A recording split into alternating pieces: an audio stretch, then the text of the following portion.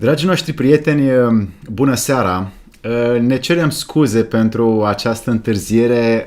Am avut niște mici dificultăți tehnice, dar ca să vă redăm o imagine și un sunet clar, ar trebui să ne așteptați puțin și pentru asta vă mulțumim cu mâna pe inimă foarte mult. În această seară avem o emisiune mare și rară, pentru că acest corp energetic al ființei umane merită toată așteptarea, răbdarea și atenția noastră și împreună cu Adrian Cranta, cu inegalabilul, așa cum a fost denumit mai devreme în YouTube de către colegii care au intrat deja și așteptau, Adrian Cranta o să ne dezvăluie și o să ne pună la suprafață în această frumoasă seară ceea ce înseamnă corpul energetic și cum, din păcate, în această lume socială și plină de stimuli, plină de consumerism, plină de o invitație de a ne cheltui fiecare strop de energie în afara noastră, nu mai rămânem decât cu istovire, oboseală, anxietate, depresie sau stres. Și pentru că nu vrem asta pentru voi, vrem să vă oferim cele mai bune momente și cele mai înălțoare momente ca să aveți instrumentele necesare să vă puteți desfășura cu ele. În această seară o să punem în valoare ce se întâmplă cu această ființă de energie din materia corpului nostru, încât să o punem mai bine, mai mult, mai productiv la treaba asta cosmică în care cu toții suntem. Adrian Cranta și-a desăvârșit studiile în foarte multe locuri din lume, și în Rusia, și în China, și în multe alte locuri unde și-a căutat și studiat și cercetat și experimentat practicile și astăzi este dispus să intre în acest subiect pentru noi, pentru voi și să vă oferim acest cadou de Sfântul Nicolae. Consumerismul, din păcate, atrage corpul energetic într-o zonă mai nefavorabilă, dar vrem să aducem la lumină. De asta, Adrian Cranta, mulțumim foarte mult și bună seara! Bună seara, Alex, bună seara tuturor! Mă bucur de această întâlnire. Pe de altă parte, vă urez la mulți ani cu ocazia Sfântului Nicolae, pentru Nicolae, pentru Nicoleta, pentru Nicol, pentru toți cei care l-au ca patron pe Sfântul Nicolae. Dragul meu, Pentru copii, pentru că Sfântul Nicolae este protectorul copiilor și pentru toți cei care simțim în noi acel suflet de copil. Subiectul pe care prietenul nostru îl propune este un subiect important, mai ales în această perioadă al solstițiului, pentru că pentru cei care vor să se inițieze în tainele corpului energetic, cel mai bun început este în perioada solstițiului. Perioada solstițiului de iarnă este cea mai potrivită perioadă de pregătire, de inițiere vis-a-vis de abilitățile corpului energetic. Deci, din ce înțeleg, titlul ar fi Corpul energetic și cum este afectat de consumerism. Hai să definim, pentru majoritatea, să definim cuvântul consumerism. Pentru că în viața de toate zilele, observ că oamenii folosesc tot felul de cuvinte, de termene sau metalimbaj, fără să aibă un contur clar al magnitudinii acelui cuvânt. Când vorbim de consumerism, vorbim de o mișcare de mase care își propune apărarea intereselor consumatorului față de abuzurile specifice societății de consum, precum și îmbunătățirea calității vieții oamenilor, cetățenilor, tuturor celor care sunt aici alături de noi. Deci, dacă privim această poveste, în sensul că trebuie să facem o relație între corpul energetic și în ce măsură el este afectat de consumerism, ei bine, noi ar trebui să ne gândim că toată partea subtilă a lucrurilor ar trebui să fie subordonată cerului. Când noi vorbim de consumerism, noi vorbim de o expresie a pământului. Este adevărat că trebuie apărat interesul consumatorului, dar în același timp trebuie să se facă acea potrivire între pregătirea unui individ și ceea ce intră în viața lui. Pentru că altfel, nefiind pregătit, ori nu poate aprecia ceea ce intră în viața lui, ori pur și simplu îl va da pe spate. Există o poveste foarte frumoasă despre faptul că sunt mai multe categorii de oameni. Oameni care acceptă schimbarea, care acceptă complexitatea, care acceptă că viața noastră este mai mult decât parte fizică, decât acele 4% parte fizică. Și există oameni care nu acceptă. Adică întrebarea este cum aș putea să vorbesc pentru toate categoriile de oameni în așa fel încât să pot să-i ajut. Ce pot să spun pentru cei ce nu sunt pregătiți încă să accepte că nu suntem independenți și că din contră suntem dependenți de o forță universală, Dumnezeu cel viu și adevărat și veilnic și a toate știutor, a toate creator.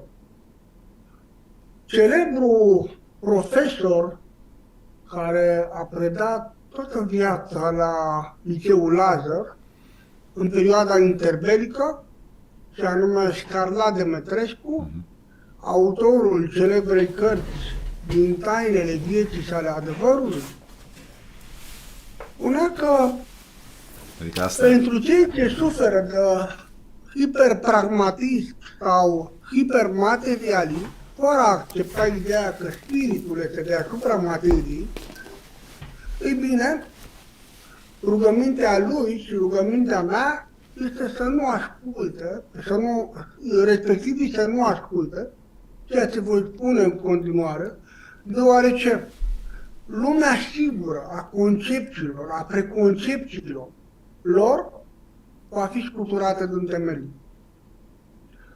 Nu trebuie să se îngrijoreze, pentru că în viața fiecărui om vine un moment, acel moment potrivit, acel moment când se acopara și ne vom mai putea auzi în viitor, ne vom mai putea întâlni și cu mult mai multă înțelegere și mult mai multă experiență în a accepta că noul va face mereu parte din viața omului, deoarece noul ne hrănește pe noi până la nivel de spirit. Sunt oameni care zic nu din oficiu, care inconștient refuză a primi noul, dezvoltând critică și reticență la nou, la schimbare. Care este cauza? Lipsa de informație, sau mai bine zis, informație neactualizată, neadusă la zi. Și în această situație trebuie doar să aveți răbdare cu ei și auzind, vorbindu-se din ce în ce mai mult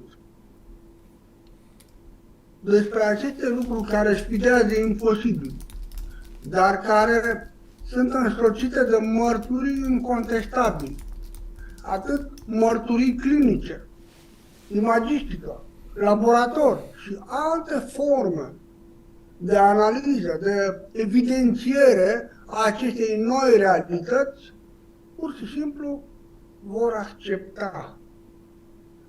Deci, trăim vremuri interesante, știința își revizuiește convingerile, aliniindu-se la descoperirile și valorile multimilenare ale umanității. Dacă până acum 40 de ani, 50 de ani, aș spune că există corp energetic, că există 30% din ființa noastră este energie, 4% din ființa noastră este materie, 66% din ființa noastră este informație. Ei bine, dacă în 1977, când Valeriu Popa a spus despre bioenergie și un mare academician a zis, nu vă supărați, la ce vă referiți? La biogaz? Iar Valeriu Popa a spus doar atât. Vorbim despre o știință a trecutului care nu este înțeleasă în prezent, dar care va deveni o bază pentru științele viitorului. Deci, lucrurile despre această poveste, despre această nouă realitate, le voi povesti la sala de ales, pentru că au fost foarte multe cereri și puține bilete, adică sala de ales este foarte mică pentru cererea care a fost vis-a-vis de a asculta despre această nouă realitate, despre acest nou mod de a reconfigura realitatea, de a reconfigura destinul. Încât ne vom vedea pe data de 10 ianuarie la ultima conferință despre schimbarea destinului și epigenetica. Este dificil, dar am înțeles că trebuie să facem o serie de conferințe despre a doua parte a corpului uman și despre know-how-uri și tipsuri prin care viața noastră se devină mai bună. Adrian, este poate pentru oameni un lucru nou să asculte despre corpul energetic și natura și misiunea lui. Poate că ai putea să revelezi din ce e compus, cum un om poate ști despre el și cam care e misiunea și direcția acestuia. Când noi vorbim despre corpul energetic, înainte de a defini și de a aduce argumente, aș vrea să vorbesc un pic despre evoluție. Evoluția nu înseamnă doar știință, înseamnă în primul rând conștiință. Și vorbesc despre acest aspect pentru că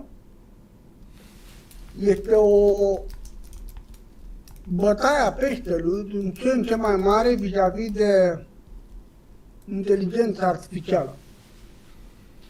Adică trăim o perioadă de răscruce în care inspirația umană pare că intră în concurență cu inteligența artificială. Aceasta înseamnă că un obiectiv esențial pentru umanitate este de a învăța, a dezvolta și a antrena creativitatea. Ea este garantul că oamenii nu vor fi înlocuiți de o civilizație robotizată și aș vrea să spun că inteligența artificială până acum nu poate să dezvolte decât lucruri aflate în sfera rațională. Nu poate dezvolta lucruri care țin de sfera intuitivă sau non-fizică, spirituală, adică despre ceea ce vom vorbi astăzi, corpul energetic. Cu alte cuvinte, nu poate dezvolta lucruri care țin de spirit și duh, cel puțin în următorii 50 de ani. Se pare că civilizațiile protoistorice au trecut prin această etapă de evoluție mecanicistă, ducând spre relația creier-mașină și apoi lucrând cu ingineria biologică, adică cu materia vie. Și atunci pune problema, ce vom face mai departe? Clar, pentru oameni este o provocare la nivel de comunicare, deoarece noțiunea de negociere, de alegere, de decizie, de tatonare dispar. Nu ai cum să te ceri cu un robot, nu ai cum să lămurești situația în care te afli și care sunt soluțiile individualizate pentru a rezolva problemele cu care te confrunți. Toate aceste științe de frontieră implică la un nivel imperativ elemente de bioetică, jurisprudență și înțelegerea ecosistemelor.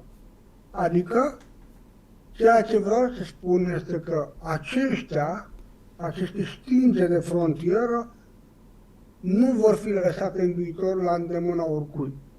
De aceea, este bine ca astăzi să vă luminați și să înțelegeți că 10% din ADN-ul uman controlează tot ceea ce știți în domeniul material. Dar 90% din ADN-ul uman controlează tot ceea ce nu știți din existența non-fizică umană.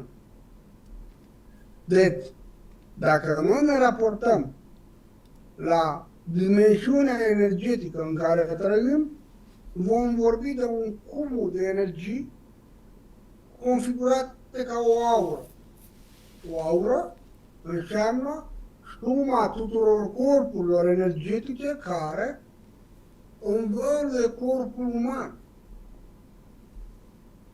Dacă vă aduceți aminte de o matrioșcă, corpul cel mai mic din matrioșcă este corpul fizic. Fiecare întâlnit este un corp energetic. Cel mai apropiat de corpul fizic este corpul eteric sau corpul electric, pe care noi îl experimentăm ori de câte ori mergem la acupunctură, facem ședințe de acupunctură, electroacupunctură, laseroacupunctură sau bioenergie.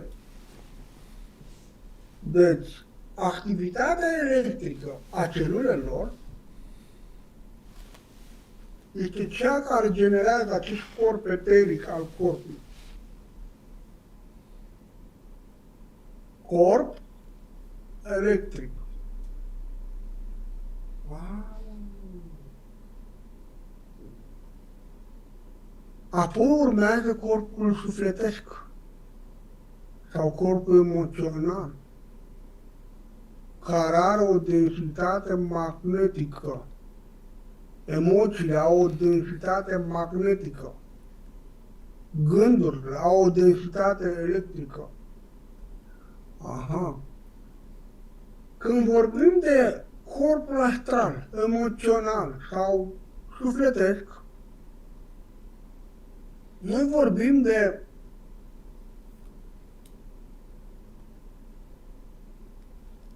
această mixtură a tuturor emoțiilor noastre. Într-o manieră needucată, ele exprimă simțămintele noastre. Când un om este controlat de emoții, este controlat de emoții pentru că el nu le controlează, nu lucrează cu ele în fiecare zi. Când în fiecare zi tu hrănești corpul sufletesc, este ca și cum ai avea o fiară înaintea ta, în fiecare zi tu vii și dai apă, îi dai mâncare, îi dai atenție, îi dai dragoste. Fiara pentru tine va deveni cel mai apropiat păzitor al tău. Orice gând, orice intenție negativă la adresa ta va fi invalidată de acest spațiu numit corp sufletesc sau corp astral. Vrem să punem puțin accentul pe obstacole sau pe limitele sau barierele care sunt în calea acestui corp energetic să fie în relație cu Dumnezeu. Păi, prima întrebare pe care o pui de fapt este de unde pleacă sau cine hrănește corpul energetic.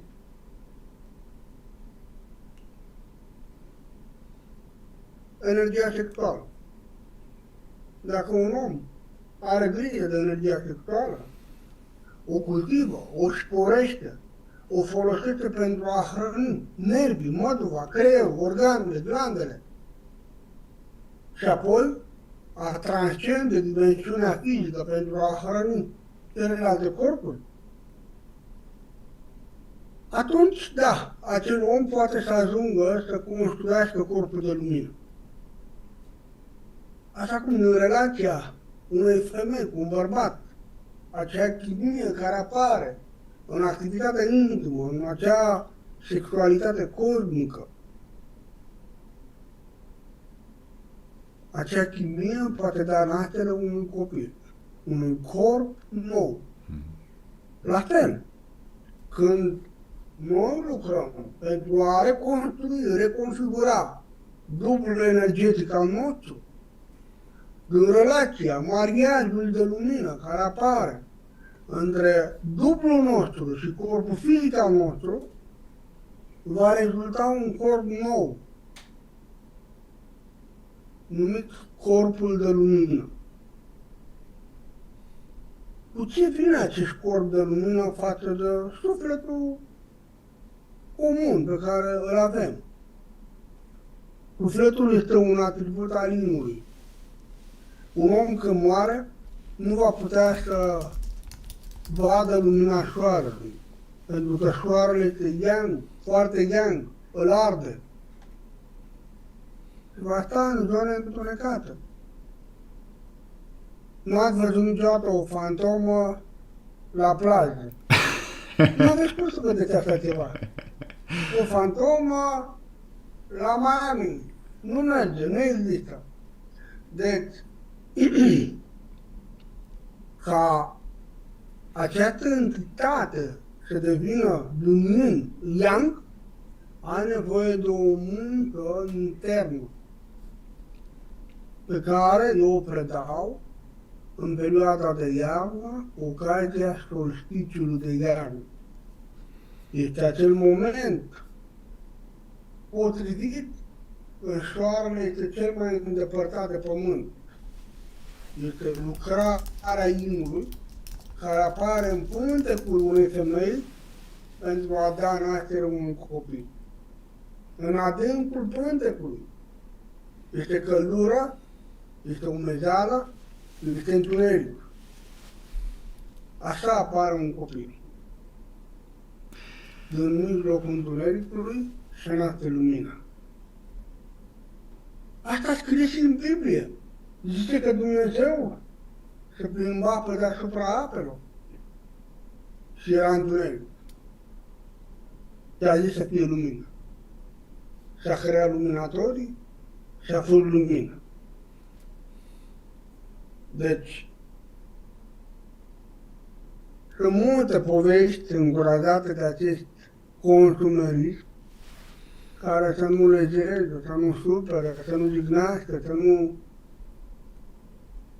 Dar natura își are părerea ei, iar natura acționează exact așa cum v-am spus.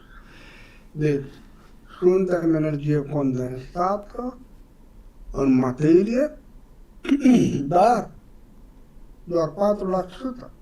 Energie ca atare 30% și 66% informație. Deci, corpul astral, foarte important. Acum aș vrea să vorbesc pentru oamenii care chiar nu știu nimic, dar nimic. Și vă rog să aveți îngăduință față de ei, ca să spun niște cuvinte de început, care să-i zidească, să-i lumineze, să reconstruiască o nouă perspectivă. Corpul fizic are nevoie de hrană, apă, somn, mișcare. Are nevoie de un mediu bun. Și dacă noi dăm toate acestea, corpul fizic, această mașină, ne va purta peste tot în această lume fizică. Conectarea acestui corp fizic cu această lume fizică se face prin intermediul simțurilor.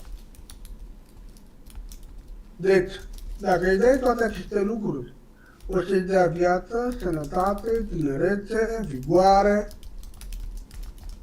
viteză. Corpul energetic sau sufletesc are nevoie de o hrană. Așa cum nu poți să te duci cu burta goală la cumpărături, pentru că vei veni ca o albinuță plină de cumpărături, dar tot mort de foame, la fel. Mănâncă acasă potrivit și apoi du-te. Nu cel mai fericit că azi vii cu câteva lucrurile, dacă trebuie.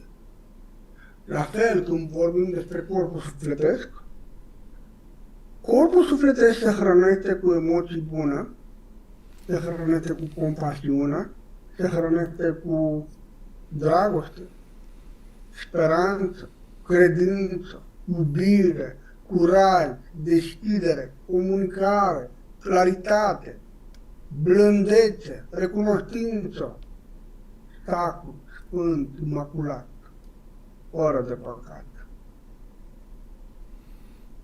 Deci, el se hrănește cu o hrană care îl ajută și ne ajută prin intermediul lui să simțim dulceața vieții, bucuria de a trăi, bucuria și puterea de a vedea motivele care ne hrănesc pe noi cu multă viață. Aha, ne umplem cu bucurie și compasiune și lăsăm toate lucrurile pe care le-am trăit, evenimentele,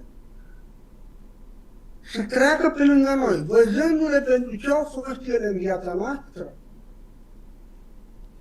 Și ne bucurăm de această curgere a vieții. Dar înțelegem pentru ce au venit lucrurile acestea, oamenii aceștia în viața noastră. Corpul mental. Corpul mental are nevoie, vedeți, corpul emoțional este o conectare senzorială, dar la un nivel mai avansat, prin intermediul organelor, axat pe emoții, pe sentimente. Corpul mental se hrănește cu gânduri de ordine, înrolare, disciplină, structură. Dușmanul numărul 1 al lui este tot ceea ce duce la entropie, la dezordine, haos, dezorganizare. Când un om începe să trăiască în haos, este greu că nu poate construi nimic. Vă dați seama ce înseamnă soarele să întârzie 2 ore la întâlnire? Ar fi o mare problemă. 2 ore? Wow! 2 ore și-și ia vacanță, că plece de sistemul nostru. Păi suntem morți. Deci vrei să spui că soarele, deși este o forță colosală, degază atâta forță, atâta atracție, sunt atâtea planete în jurul lui, toate se rotesc ca în jurul unui stăpân. Simțitul are forța asta? Nu. Și dacă nu simțiți ce, înseamnă că nu există? Nu. Ea există. Deci nu înseamnă că dacă nu simțiți, nu există. Fals. Această forță ține planeta pe orbită și această forță dezvoltă gravitația. Și noi suntem. Da, gravitația o simțim, e suficient să sărim în sus și vom cădea înapoi, pe pământ. Am înțeles. Deci, corpul mental are nevoie de structură, are nevoie de ordine, de disciplină și dacă poți să-i oferi aceste lucruri, el îți va aduce toate cele 72 de niveluri ale prosperității. 72 de niveluri, practic. Bani, relații, know-how, abilități. Și le-am enumerat decât foarte puține, până la 72 sunt foarte multe. Deci, corpul fizic ne dă sănătate, putere, viață, libertatea de a ne mișca pe pământ. Corpul sufletesc ne dă bucuria de a ne bucura de viață, de a o trăi. Corpul mental ne dă spiritualitate, ne dă prosperitate pe toate fronturile. Ce poate fi dincolo de corpul mental? Dincolo de corpul mental poate fi corpul spiritual. Dar ce este acest corp spiritual? Este ceva dincolo de gândire, dincolo de iubire, dincolo de existență. Este viața însăși. Pentru un om care nu practică nimic, legătura dintre corpul fizic și corpul spiritual e ca un fir de păianjen. Și cum vezi tu întărirea acestei legături care să dureze și să fie imortală? Așa cum un copil surge de la mama lui, putere, informație, hrană. Spiritul are nevoie de energie sexuală. Când energia sexuală nu se poate dezvolta, nu poate să urce, spiritul este în adormire. Până să scoatem din adormire spiritul, noi trebuie să scoatem din adormire sufletul. Să noi vedem oameni triști, oameni depresivi, oameni anxioși, oameni secătuiți de emoții. Iisus spune în Biblie despre fericire. Vorbește despre faptul că fericirea este un semn major al trezirii din adormirea sufletului. Fericirea că ești viu, fericirea că ești în lumină, fericirea că ești conectat cu Dumnezeu. Deci, Adrian, tu vrei să spui că energia ta sexuală este hrana principală a spiritului. Bineînțeles că da. Păi care e treaba? Că nu înțeleg care e diferența între spirit și suflet. Spiritul se hrănește cu excedentul de putere de la corpul fizic, corpul emoțional sau sufletesc și corpul mental. Aceste excedente de putere hrănesc spiritul. Dacă noi nu putem hrăni corpul fizic, emoțional și mental, cu atât cât trebuie, nu vom avea să putem trezi spiritul din adormire. Există ceva care ne duce către spirit. Da. Este o scară. O scară pomenită de foarte mulți. Scara lui Iacob. Zice că mâna curentă, de o parte și de alta, este sensul existențial în care mergem. Iar aceasta este conștiința noastră. Treptele sau fusteii pe care punem piciorul este conștiința noastră. Când conștiința și conștiința merg mână în mână, atunci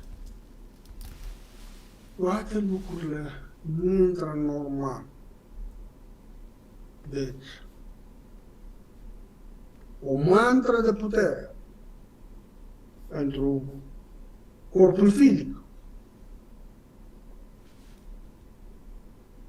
Din toate punctele de percepție, fizică, energetic și informațional, mă simt într-o stare perfectă, mă simt perfect sănătos, tânăr, integru, prosper și înțelept, plin de Dumnezeu și de noroc. mă simt perfect sănătos.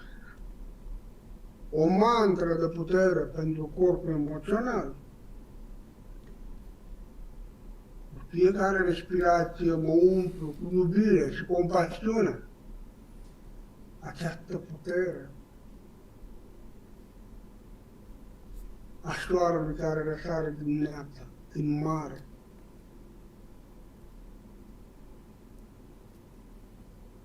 Observ toate lucrurile care au intrat în viața mea, înțelegând pentru ceea ce au fost ele în viața mea. Mă umplu cu bucurie, iubire și compasiune. O mantră de putere pentru corpul mental.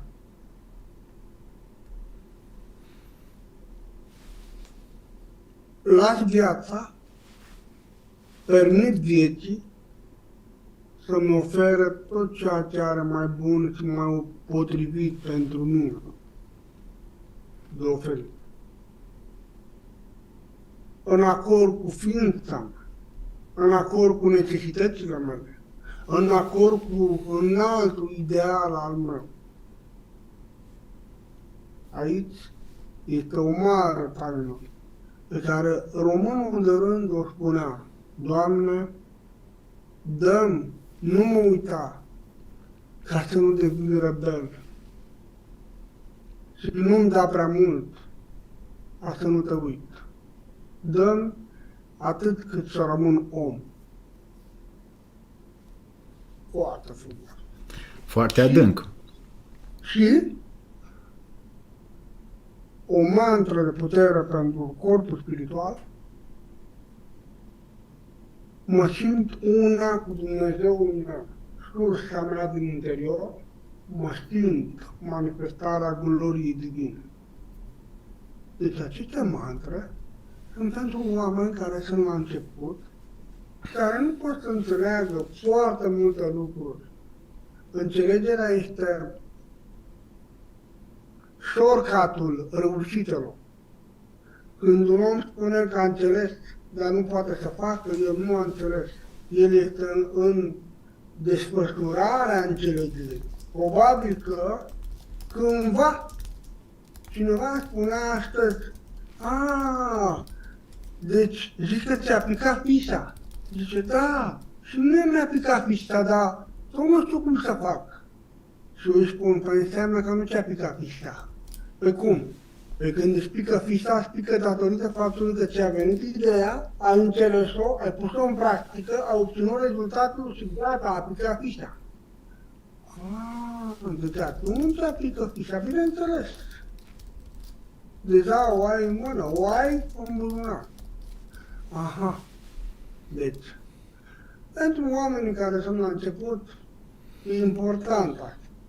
Acum, știu că tu ești un om cu multă experiență, ești un maestru în multă disciplină, predai foarte multe lucruri și de aceea te-aș ruga să reprezinți acest interes al majorității și să pui întrebări ca să putem să facem să fie și mai dinamică discuția noastră despre corpul energetic. Păi, au fost multe întrebări în YouTube și o să iau pe cele care au relevanță cel mai mult.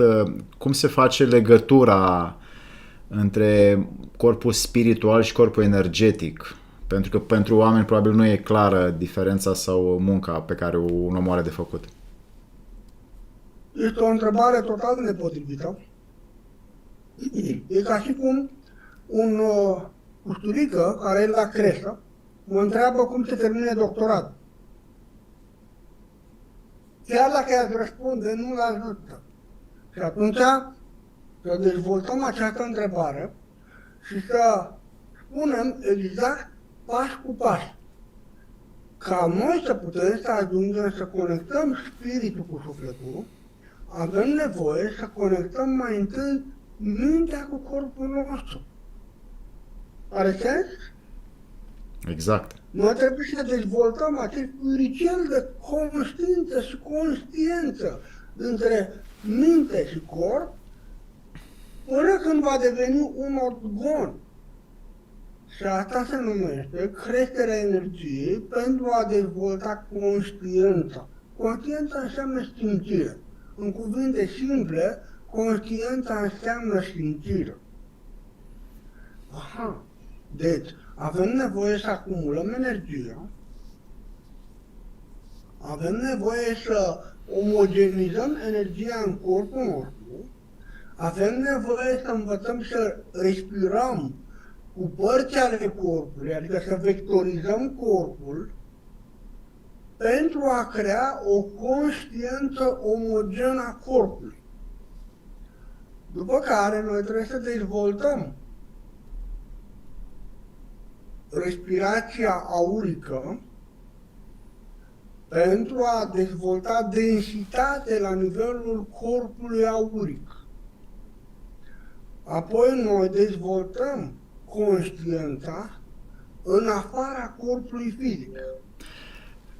Devenim conștienți de corpul electric, de corpul sufletesc, de corpul mental, de corpul cauzal, budic, atmic și spirit. Adrian. Spiritul nu este mare, nu e supremul apogeu. Spiritul este ceva înainte de Duh. Noi avem nevoie de Duh. Când tu vrei să faci ceva în viață, trebuie să poți să-și proiectezi, să-și trimiți Duhul departe pentru a învăța și a veni înapoi acasă cu cunoaștere. Ia să dau.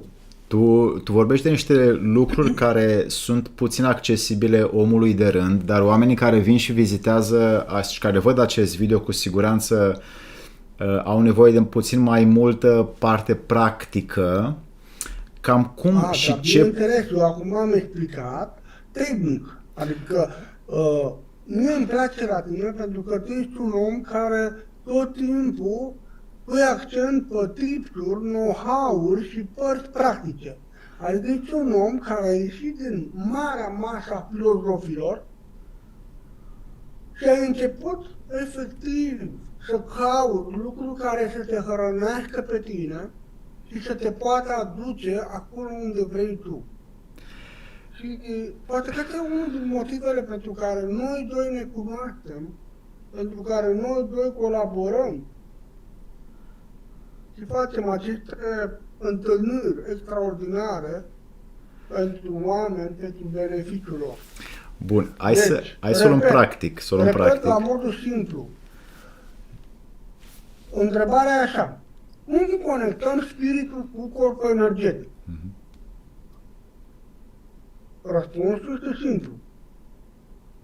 Cu ajutorul energiei, prin intermediul conștiinței, activând cordonul de argint și cordonul de aur. Aceasta este formula inițiatică, la modul cel mai direct, pentru a te conecta. Acum tu o să vii cu o întrebare. Când te simți conectat cu spiritul tău? Când ești prezent? Când nu mai ți-aduce aminte nici de trecut, nici de viitor. Ești prezent, ești aici acum. Prezent în simțuri. Când ești într-un pericol mare, atunci ești conectat cu spiritul tău. Când ești într-o rugăciune adâncă, ești conectat cu spiritul tău. Când o plăcere enormă se dezvoltă în tine, ești conectat cu spiritul tău. La fel, când trebuie să rezisti la o durere enormă, ești conectat cu spiritul tău. Dar acum vine problema. Care este concepția reală a școlilor reale față de filozofia occidentală? Filozofia occidentală vine și spune că spiritul știe absolut tot și poate absolut tot și nu e nevoie să-i faci nimic. Nu e așa. Spiritul are nevoie să fie născut, să fie crescut, să fie educat, să fie antrenat și apoi să fie pus la treabă, la muncă. Deci tu vrei să spui că noi suntem mai mult decât spirit. Da, Absolut. Este sufletul meu, e mintea mea, e spiritul meu, dar eu, este Duhul meu, dar eu sunt mai presus de toate acestea. Ele sunt doar învelișuri. Noi suntem scânteie divină. Noi suntem scânteie de lumină. Ai spus mai devreme de cordonul de argint și de cordonul de aur, care bănuiesc că puțini oameni știu exact semnificația lor și poate o aduci la lumină.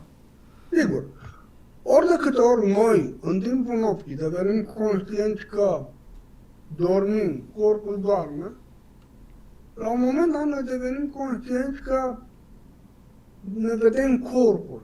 Când noi ne vedem corpul fizic, în pat, noi nu vedem corpul fizic așa cum îl vedem noi de obicei. Noi îl vedem așa pentru că noi suntem cu toată lumina în interiorul lui. Dar în timpul nopții, când noi ieșim din corpul fizic, de la nivelul umbilicului, acolo unde cândva era cordonul umbilical care lega corpul fizic al mamei de corpul fizic al fătului, noi avem un cordon numit cordonul de argint. El este redat în Ecleziastul, când spune că atunci când vasul de lut s-a spart și coarda de argint s-a rupt, ceea ce al cerului se duce către cer și ceea ce al pământului se duce către pământ. Deci lucrurile astea erau cunoscute de atunci? Bineînțeles. Este o cunoaștere proto-istorică. Deci, când noi experimentăm această stare de vigilență în timpul somnului și putem să ne vedem corpul, vom vedea că între noi și corp, la nivelul umbilicului, este un cordon care clipește, este diamantin, așa strălucește. Cum ar fi o betală de pom de Crăciun. Iarăși în cartea asta scrie aici, în Scala Demetrescu, aceste lucruri sunt expuse. Așa, foarte bine. Deci, când noi reușim în acel plan să stabilizăm partea alchimică în camera de cristal are 4 mari forțe de polarizare: talamus și hipotalamus, pineală, pituitară. Deci, când agentul alchimic major ajunge să inunde camera de cristal, atunci corpul spiritual se separă de corpul sufletesc. Corpul sufletesc imită perfect corpul fizic. E ca o fantomă. Dar corpul spiritual este ca un glob de lumină, ca un halou de lumină. Există o legătură, cordonul de aur, între acest halou de lumină și corpul sufletesc. Și o să mă întreb, dar de ce e nevoie de cordoanele astea? În cordoanele astea se transmit informații și se transmite puterea de a ține corpul sufletesc pe orbită și puterea de a ține corpul spiritual acolo, în egregorul de care noi aparținem. În colectivul sufletelor mari. Când noi ne naștem, atenție, când noi ne naștem, noi ne naștem într-o familie, noi ne naștem într-un loc și întotdeauna, ni se alege cel mai potrivit loc, cea mai potrivită familie, cea mai potrivită religie, cea mai potrivită perioadă. Și noi ne naștem acolo pentru a reduce temele la bun sfârșit. Și când noi ne naștem, unii oameni se grăbesc să se boteze imediat. Dar tradiția inițiatică, așa cum tăiatul în prejur nu se poate face în ziua 7 sau a 9, ci doar în ziua 8, în anumite tradiții, Ei bine,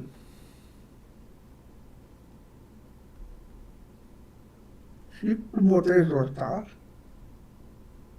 cumva, noi ne conectăm la un server. Dacă noi am venit aici într-o familie de creștini, noi ne conectăm la serverul acelei familii. Așa noi putem primi moștenirea strămoșilor noștri. Adică mama, tata, bunicul, bunica.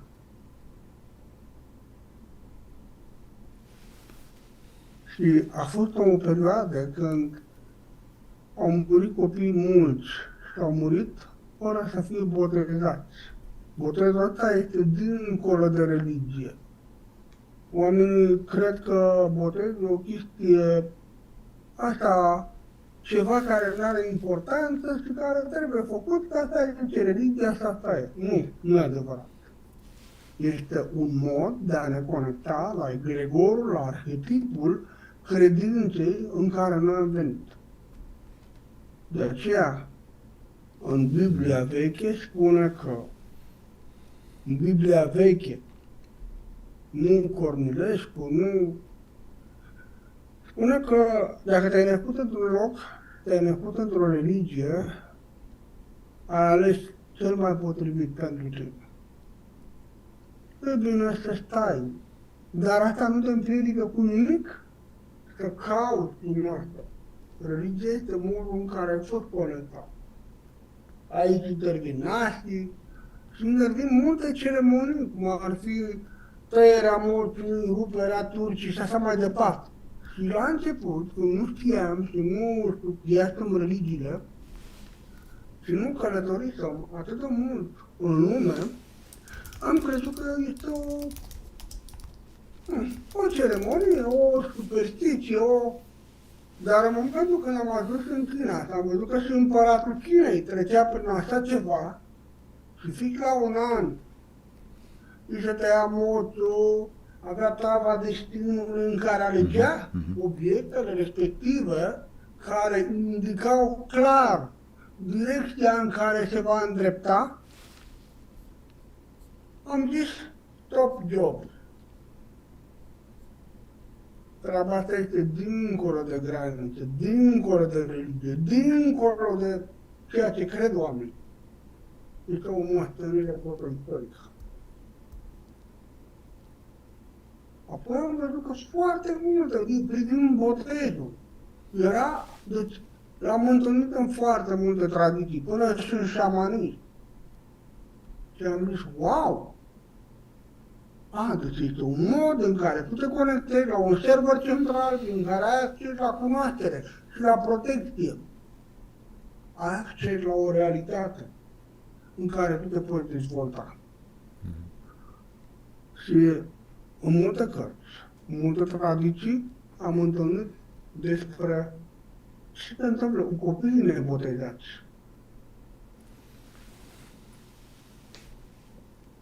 Dar eu nu am crezut în așa ceva. În anii 80, ca să poți să demonstrezi că nu e real,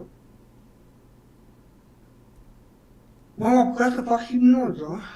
A fost o perioadă în anii 78 până în 90 în care am excelat în hipnoză, m-a interesat extraordinar. Am avut profesori super buni, super dotați.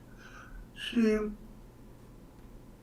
cum mă duceam pe cineva în momentul botezului, cum îmi vorbea despre acea lumină care intră prin fontanelă în el.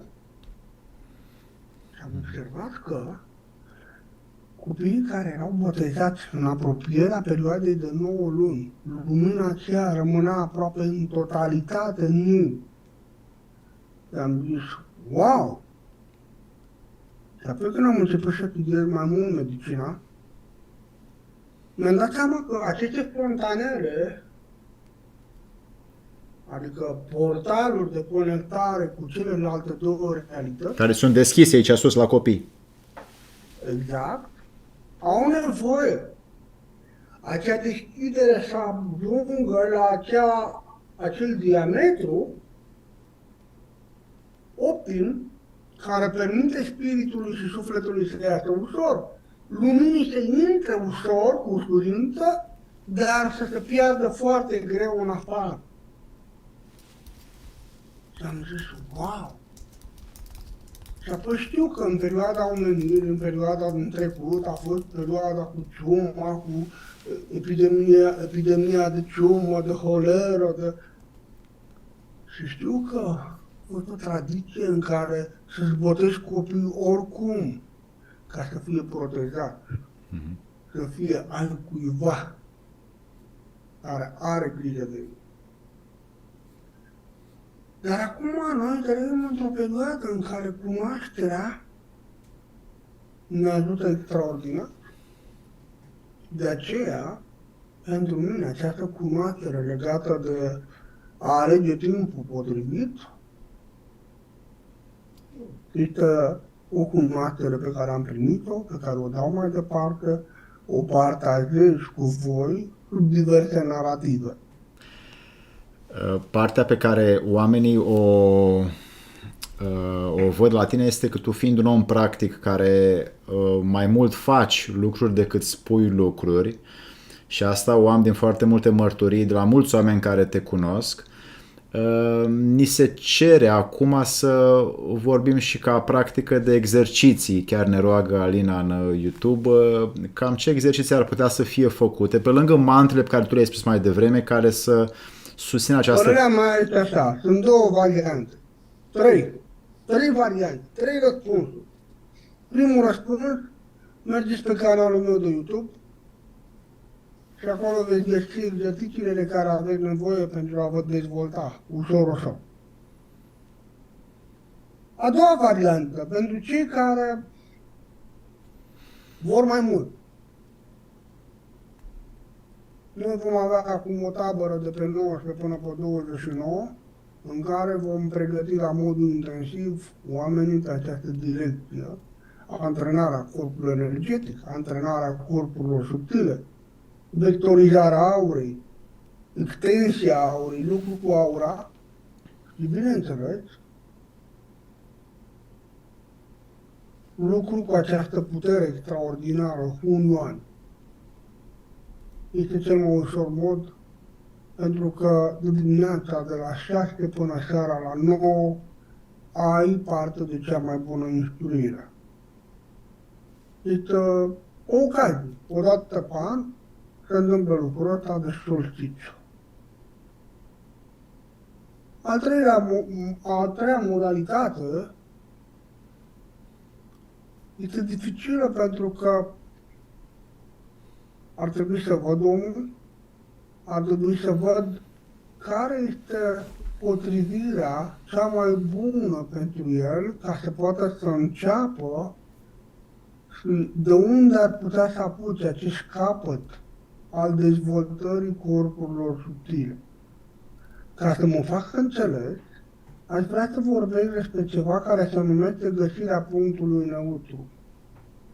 Noi avem punctul de ansamblare, punctul neutru și aș vrea să spun despre asta. Oamenii practică meditație, oamenii practică diverse tehnici spirituale. Perfect. Toate sunt bune, toate sunt minunate. Aceasta este partea yang de lucru, în care activezi corpul fizic, produci extra energie, începi să lucrezi, să dezvolți energia extra aurică. Dar, la sfârșit, ai nevoie să intri în forma yin, meditația de tip yin. Și aici, atenție, pentru că asta este cheia și pentru cei care vor să unească sufletul cu spiritul și pentru cei care vor să înceapă să construiască ceva vis-a-vis de această direcție.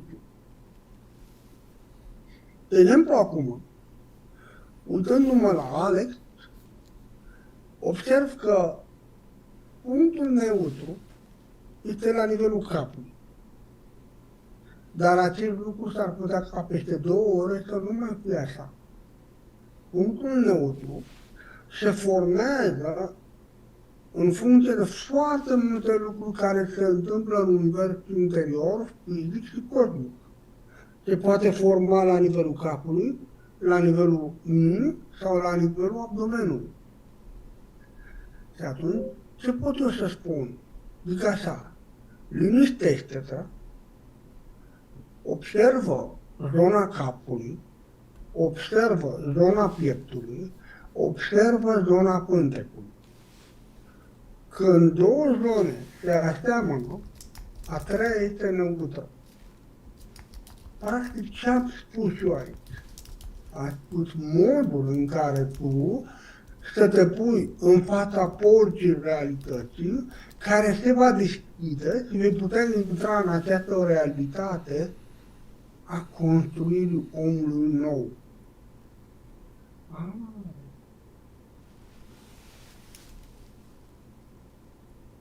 Acum, Alina, tu ai acel mesaj, îi voi folosi o anumită abilitate pentru a vedea care este punctul din neutru. Iar punctul neutru este zona inimii.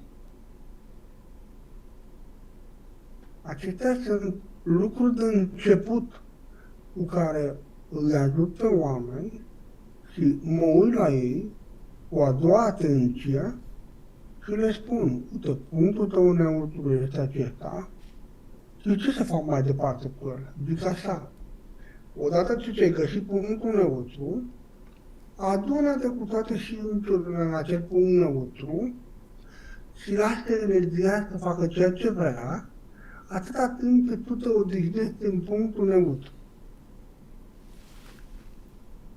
Și vei experimenta o stare specială, iar când vei ieși din această formă yin, vei avea senzația ca și cum ai dormit, ca și cum ți-ai făcut o siestă. Înțelegi? Siesta, după masă.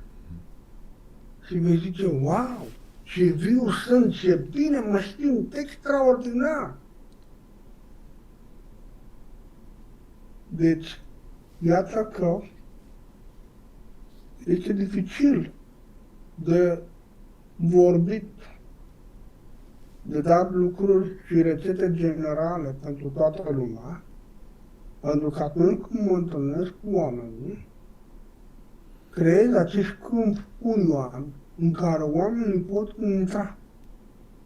Și atunci când lucrez cu această masă colectivă de lumină, de energie și folosesc anumiți algoritmi pentru a recrea unicitatea fiecărei persoane. Pentru că fiecare om este unic. Nu este... Mulți ar zice, vai, este omul ăsta, nu vrea să dea marele secret. Am avut eu pe cineva care l-am antrenat mult timp, dar el tot timpul trăia cu senzația că nu îi dau marele secret. Ingredientul secret. Și ingredientul secret l-am dat într-o zi în care a spus, ai văzut Kung Fu Panda? Panda Kung Fu? Nu. Du-te și vede. Așa. Și acolo se vorbea de ingredientul secret. Păi, deja știi acum. N-am înțeles. Nu cred că ăla e ingredientul secret. Nu cred că ăla e marele secret. El vrea altceva. Ok. El vrea ingredientul lui secret. Răspunsul lui secret. Nu e nicio problemă. Deci, vis-a-vis de întrebarea pe care ai pus-o, sunt 3 căi. 1. Intră pe canalul meu de YouTube și acolo găsește practic cum ar fi șureșul interior, cum ar fi mintea Qigong și celelalte. Hai să vedem altă întrebare. Vreau să punem puțin accentul pe această zonă de consumerism, că n-am apucat să vorbim prea mult. Consumerismul astăzi cumva induce o necesitate că trebuie să facem altceva, că trebuie să mergem în altă parte, că trebuie să așteptăm alte lucruri. Și atunci corpul energetic tot timpul este deconectat de noi înșine și vreau să punem în valoare cum putem să ne facem față consumerismului în așa fel încât sufletul, spiritul și corpul nostru sacru interior energetic să poată să rămână permanentizat înăuntru nostru. Dacă te referi la consumerism ca o ordine social-economică ce încurajează activitățile sau mai bine zis achiziția de bunuri, de servicii Și nu în doar. cantități din ce în ce mai mari, atunci te referi la modalitatea prin care omul este transformat într-un consumator. Exact. Este dificil noi să vorbim despre această direcție pentru că noi avem nevoie să devenim cultivatori. Adică mi-a plăcut cum ai venit foarte frumos, pentru că da, atâta timp cât mergi pe ideea că o viață am și să-mi fac de cap și să mă bucur de toate și, atunci este foarte greu să adun. Este foarte greu să dezvolt partea de cultivare. Dar dacă vrei neapărat, trebuie să știi în balanță. Ce vreau eu acum? Acum vreau să mă distrez. Ok, du-te, fă-te turiști, ca turist te poți distra.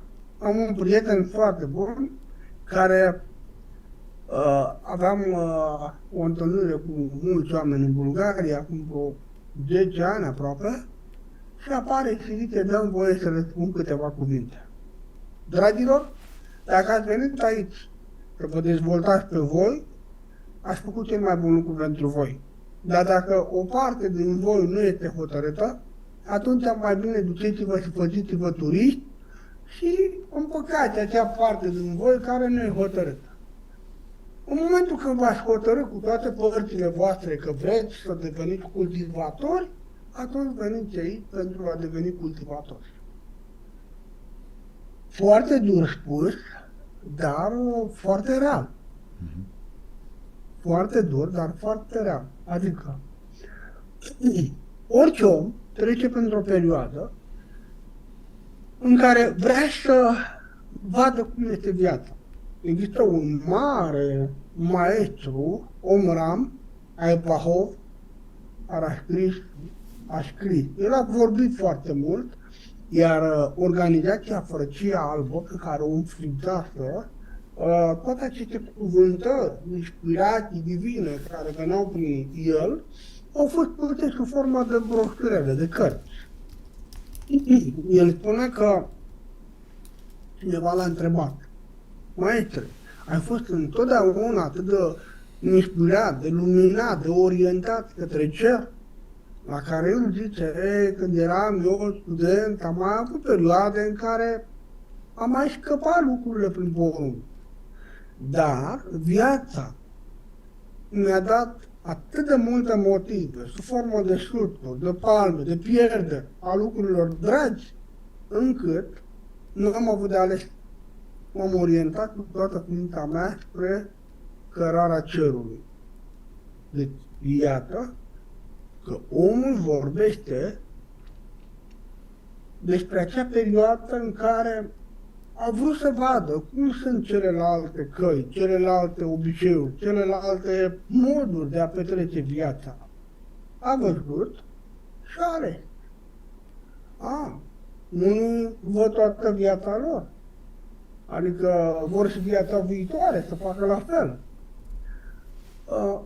Nu sunt hotărâți. Alții se fixează într-un loc și nu vor să vadă nimic. Nu merge așa. Trebuie să alegem cunoștințe de cauză. Adică trebuie să știi exact și celelalte căi. Cum sunt ele? Cum sunt oamenii? Dacă oamenii au început acele căi ale petrecerilor, ale băuturii, ale drogurilor, ale alcoolului, nu contează. Sunt ei fericiți, sunt ei sănătoși, sunt ei mulțumiți, sunt ei creativi, au putut să aducă lucruri extraordinare în viața lor, în viața societății. Se simte împăcați cu ei? Asta e întrebarea. Noi avem multe filmulețe pe YouTube despre un român extraordinar, părintele informaticii românești, Grigore Moisil. Și părerea mea este că după ce încheiem această emisiune, doar căutați câteva lucruri, mai ales reportaje cu Grigore Moise. O să vedeți că acest om a fost mai mult decât un matematician. A fost un explorator al vieții, un mare inventator, un mare pedagog, un mare profesor, un mare spirit. I-a găsit el menirea? A fost el împăcat cu el? Asta e important. Se zice că atunci când ești împăcat cu tine în ceea ce faci, oamenii savurează acea plăcere pe care o degazi. Și culmea, această plăcere pe care o degazi îi ajută pe ei să rețină, să se înțeleagă ceea ce tu spui. Pentru că asta este esența pedagogiei. Predă lucrurile cu pasiune, cu drag, cu implicare, cu suflet, și ai să vezi că sufletele tuturor oamenilor vor deveni atenți la sufletul tău.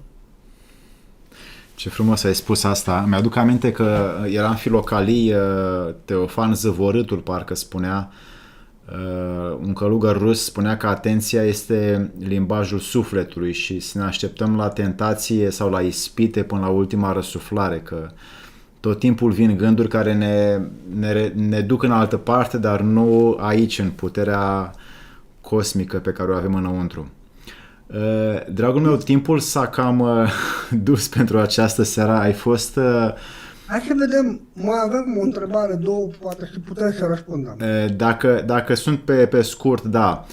Care ar fi, pentru că vreau pentru oameni să rămână cu ceva foarte practic, că să știe de unde să plece în drumul lor către acest corp energetic, care sunt obstacole așa de zi cu zi, de rutină, din obișnuințe, care îi opresc pe oameni să se conecteze cu acea parte divină și sacră din ei înșiși. Eu cred că primul pas care te ajută să depășești acest obstacol al inconștienței este dimineața când te școli, să stai un pic cu tine în pat, în șezut, în capul oaselor, stai cu ochii închis, roagă-te, și apoi stai și organizează ziua. Voi face asta, apoi asta, apoi asta, apoi asta. Când stai acolo și îți organizezi ziua, practic creionezi o rețea neuronală, un tipar neuronal pentru acea zi. Ce aduce obiceiul ăsta? 30% șanse în plus de reușită față de situația în care te școli ca o nălucă și alergi ca o furtună. A doua întrebare. Să ne întoarcem puțin... Dacă întrebările tale, dacă vrei scurt. Există foarte multe tradiții și culturi care promovează această, cumva prin mitologie și prin foarte multe povești, dorința omului de a ajunge la nemurire. Noi acum din teologie și din teozofie știm că există totuși o capacitate a omului de a ajunge, sau mă rog, partea lui sufletească și spirituală de a ajunge la imortalitate, de a nu o lua de la capăt, să spunem mai clar. De a te putea renaște cu memoria din trecut. Este primul nivel de imortalitate psihică. Imortalitatea se împarte în mai multe niveluri, iar primul nivel acesta este. Bun, bine că ai dus discuția asta și de la acest lucru, cum se poate perpetua din experiența pe care tu ai, pentru că tradiția chinezească vorbește foarte mult despre asta și taoismul de asemenea, pentru că longevitatea era de fapt un mijloc prin care oamenii puteau să strângă suficientă cantitate a energiei sacre în ei înșiși ca după aia să nu mai revină în această formă fizică, ci să o facă de la un nivel subtil al cosmosului. Cum vezi și cum poți să... Un moment, ăsta e budismul, dar în spiritualitatea chineză nu trebuie să observăm că sunt trei mari școli, confucianist, budist, taoist. Taoiștii ce făceau? Eu am fost și am văzut la mănăstiri maestri care au plecat din corp și din fantastic. Prin meditație. Un bărbat înalt, la 1,90, solid, bine dezvoltat. În momentul când a venit timpul plecării, s-a așezat în postură, a declanșat această fuziune internă și corpul a început să se micșoreze. Deci un cap normal, să-l vezi atât de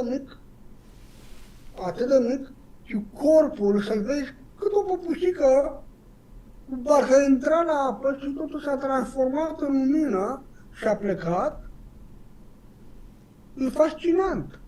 Iar acești oameni, conform povestii cu peștera lui Platon, ei hotărăsc dacă revin ca să-i ajute pe cei ce vin după, dacă merg mai departe. Nu e o fugă, fugim cu orice preț de acest pământ, nu. Unii se întorc mai departe pentru a-i ajuta pe semenii lor. Alții pleacă, intră într-o altă școală, într-o altă dimensiune. Pentru că noi suntem ca și la școală.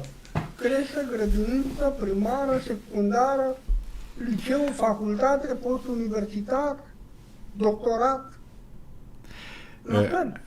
Tot am pornit discuția aceasta și da, în școlile tibetane și confucianiste și taoiste această practică, adică moartea intențională a corpului fizic sau moartea conștientă a corpului fizic, este pentru foarte puțini oameni de pe planetă și asta recunoaștem amândoi.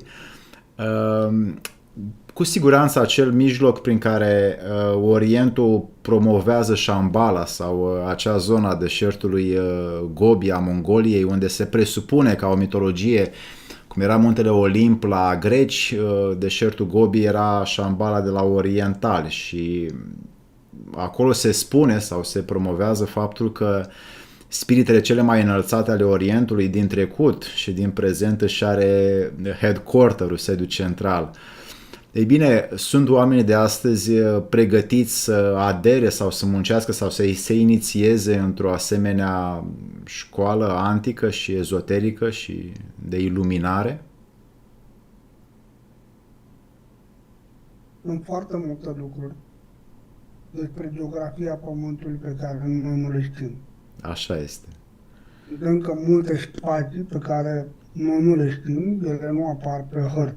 Exact. Foarte multe lucruri legate de... Uite, am niște prieteni, au fost în Florența. Și au vizitat Palatul Vechi, și au intrat în sala hărților. Deci atenție, Alex! În sala hărților, construită pe la 1400. Palazzo Vecchio, da. Și erau hărți de vreo 300 de ani vechime și toate aceste hărți arată zone de o exactitate fantastică a Pământului. Unele se suprapun cu ceea ce noi știm astăzi și avem pe glob, până și globul pământesc este acolo. Și când te uiți atent, de exemplu, vezi diverse țări, Siberia, apoi undeva mai într-o parte, vezi o țară enormă, Tartaria. Și sunt punctate, 1, Tartaria, 2, Siberia, 3. Deci vezi țări, vezi zone, vezi pământuri care noi nu le mai vedem astăzi. Încă un lucru. În Palatul Dogilor, la Veneția. Acolo la fel sunt hărți de la 1300 care vin și schimbă această paradigmă a lui Amerigo Vespucci, a lui Magellan, a lui Columb, această istorie băgată în față. Sunt de-a lungul istoriei sunt niște artefacte extraordinare, de o complexitate fantastică. Uite-te la marile catedrale construite în anul 1000, la Strasbourg. Am fost să văd. Peste tot în lume. Deci la ora actuală, cu tehnologia actuală, nu se pot face aceste catedrale. Ele rezistă de mai bine de 1000 de ani. Nu s-a stricat nimic. Deci, când omul vine și îmi spune, se întreabă, trebuie să ne gândim puțin. Noi nu știm decât puțin din geografia acestui pământ. Nu știm decât puțin din istoria acestui pământ. De aceea, un mare manual de tau al managementului, al înțeleptului stângă galbenă, un manual pe care l-am citit acum 30 de ani. Scris acum 2600 de ani. Vine și spune așa, că merg pe calea pământului pentru a deveni un mare negustor sau un mare împărat, sau mergi pe calea cerului pentru a deveni un mare văzător sau un mare înțelept. Indiferent ce cale alegi, primul lucru trebuie să îți redefinești geografia reală și istoria reală a acestui pământ. Odată ce ai redefinit lucrurile acestea, pe urmă, toate se vor așeza într-o ordine aparte care te va crește, te va zivi și te va înalta. Da, dar vezi tu că geografia și istoria zilor noastre este complet pe dos expusă mediului instituțional și oamenii nu mai știu, nici nu caută, nici nu le se prezintă o altă posibilitate prin care acolo, da, Siberia este mult mai mare, Antarctica este mult mai mare, Polul Sud, Polul Nord au alte funcții și atribute și alt mediu, ceea ce nu se prezintă. Dacă noi vorbim de Hiperborea, în toate tradițiile lumii se spune că cumva civilizația, omenirea a plecat din Hiperborea. Și dacă ți-aduce aminte, marile somități ale lumii antice vizitau la 19 ani Hiperborea. De ce? Cum? Ce era acolo? Deci, la ora actuală se încearcă diverse aventuri ale cunoașterii, de fapt nu e o cunoaștere, este doar o testare a nivelului de înțelegere al omului. Teoria pământului plat, pământul triunghiular, pământul sferoidal, pământul spiralat și așa mai departe. Dar, în toate muzeele vechi ale lumii, în care sunt artefacte care nici măcar nu sunt expuse publicului, vei vedea clar că suntem globuri. Globuri. Adică planetele și toate celelalte. Că noi nu vedem decât o părticică din... Da, asta e clar, e adevărat. Dacă noi vorbim cu navigatorii, modul cum își calculează ei drumurile, cu abaterile, cum calculează abaterile, cum adaugă, îl vom vedea că aceste formule de adaos, de calculul abaterilor, este o știință extraordinară, născocită de niște minți deștepte pentru a ține departe de ochii neinițiaților anumite adevăruri. Deci, este foarte important să înțelegem asta. Oamenii vor să-și cunoască spiritul, este ok. De aceea spun, dimineața când te școli, stai un pic cu tine. Seara când te culci, înainte de a te culca, stai și jos. Fă o rugăciune, adună-te și gândește-te. Astăzi, ce am produs eu pentru corpul fizic? Ce am produs eu pentru corpul sufletesc? Ce am produs eu pentru corpul mental? Dar pentru cel spiritual.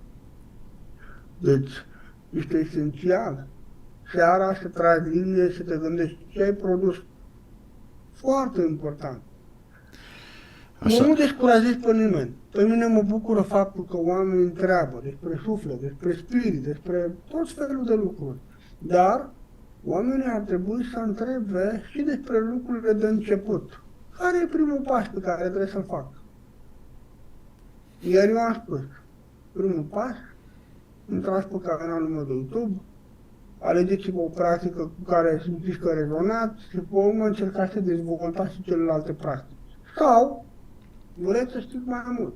Urmăriți emisiunile mele, vreți să mă vedeți, să știți și mai mult. Am acum pe data de 10 conferința de la Dale, 10 ianuarie. Foarte frumos, veniți acolo. Am tabăra de pe 19 până pe 29 decembrie. E un moment special. Veniți acolo. Vă pot ajuta. Dar, în același timp, am rugat cerul să aducă numai oameni care sunt pregătiți, potriviți pentru aceste lucruri. Așa că Îi mulțumesc mereu cerului pentru că are grijă de mine. Oamenii care nu sunt potriviți, nu sunt pregătiți, e nevoie de timp. Până nu te coci, nu poți să înțelegi cum să folosești lucrurile acelea. Un maestru, unuia din maestrii mei principali, a plecat să caute spiritualitatea din Shanghai când avea 6 ani, aproape 6 ani. Și a mers 200 de kilometri ca să ajungă la Shanghai. Toată viața lui a călătorit prin lumea templelor, prin lumea muncilor, pentru a-și găsi profesorul cu care să învețe spiritualitatea. Fix la 53 de ani și-a găsit profesorul. Deci a umblat mult. 47 de Când ani. și-a găsit profesorul, în următorii 10 ani a atins un nivel extraordinar de practică. Deci iată că se poate. Dacă noi ne gândim la mari maestri, Chan Shanfeng sau alți mari maestri, nu au putut în prima să facă pasul, au umblat, au acumulat experiență până s-au copt. Și când s-au copt, au găsit profesorul și au putut să producă transformare. Deci, este important lucrul ăsta. Dacă nu simțim, nu trebuie să ne sufocăm, dar nu trebuie să zicem, gata, nu vreau să aud de lucrurile astea, nu. Adică nu trebuie să ne închidem. Asta e important. De aceea noi avem aceste obiceiuri frumoase, să ne rugăm la masă, înainte de masă, după masă, când ne trezim, când ne culcăm și să vezi ceva interesant. Când am plecat o prima dată la antrenamentele de nivel înalt, pentru că acolo munceai 20 de ore pe zi, 4 ore dormeai. Am ajuns eu acolo și s-a întâmplat ceva. Am văzut că antrenamentele erau concepute în așa fel și mesele aduceau atâția nutrienți încât dacă nu lucrai antrenamentul te distrugeai pur și simplu, o luai rar, avea atâta putere încât vroiai să scapi de ea urgent, să o dai afară. Să pleci după fete, să pleci după alte lucruri ca să scapi de puterea aia. De aceea spun că este important să te rogi. Când am ajuns la acea mănăstire, era o mănăstire de măicuțe. Erau măicuțe la 80-85 de ani, jucau basket. Și făceau niște salturi pe acolo de pantere, am zis, nu e adevărat. Am stat la un moment dat și am întrebat o măicuță, cum pot să fac așa ceva? La care ea îmi zice, eu sunt corp de ci, eu nu sunt corp de carne, ciul plutește. Și acum spun, când am ajuns prima dată la masă, am văzut că toți călugării au început să se roage. Erau 4 călugări aleși care cântau un cor într-o limbă veche de acum 2000 de ani, extraordinar, diafană. Și timp de 10 minute ei se rugau. 10 minute. După care binecuvântau mâncarea. Apoi ne așezam, mâncam și la sfârșit din nou. 5 minute se rugau, binecuvântau, mulțumeau și apoi plecau. Și am zis, wow, noi suntem într-o mănăstire de călugărițe taoiste. Super tare! Apoi am văzut budiști, am văzut confucianiști, am văzut zone în care picior de alb nici măcar nu a călcat. La fel, se rugau înainte de masă, după masă. Și am zis că există un numitor comun în istoria acestui pământ. Adică aceste obiceiuri prea s-au răspândit la fel peste tot. Și la un moment dat am avut o întâlnire cu un maestru de nivel foarte înalt și mă întreabă, dar de unde ești tu? Din România. Zice, să știi că științele astea, în trecutul foarte îndepărtat, au venit de acolo de unde ești tu.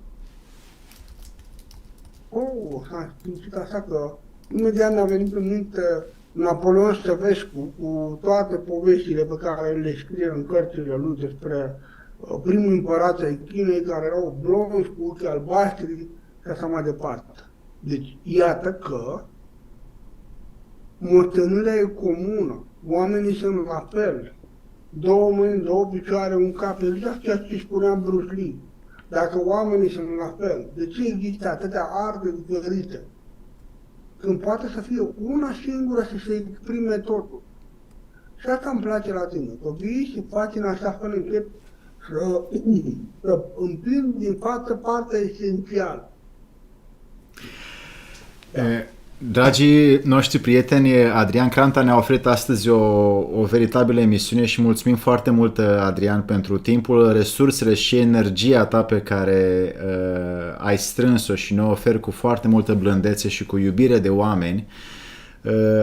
Mai departe, pentru probabil până la sfârșit de an nu o să ne mai vedem, să ai sărbători fericite și în tabără să vină acei oameni care sunt pregătiți pentru a duce mai departe munca pe care tu ai făcut-o pe pământ și o faci mai departe, și să țineți cont, pentru cine vrea de aici de pe YouTube să vină la Adrian, pregătiți-vă înainte, în timpul și după, pentru că există foarte multe lucruri benefice în condiția vieții voastre. Adrian, pentru mine ești un om exemplu, ești un om care își duce misiunea cu maximă responsabilitate și vreau așa să declar public că ai toate resursele să nu te oprești niciodată din ceea ce faci și să continui până la ultima răsuflare să faci ceea ce faci cât de bine poți tu să o faci. Abia la început, așa că nu... Dragi prieteni, mulțumim foarte mult. Cineva, nici măcar l-am început.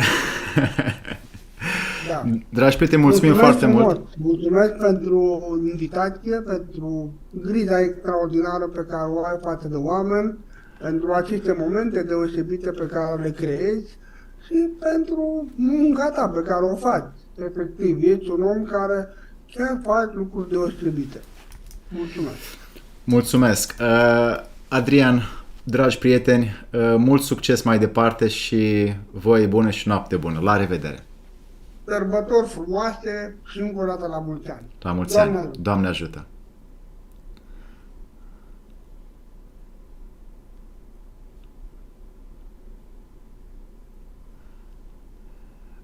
Imediat.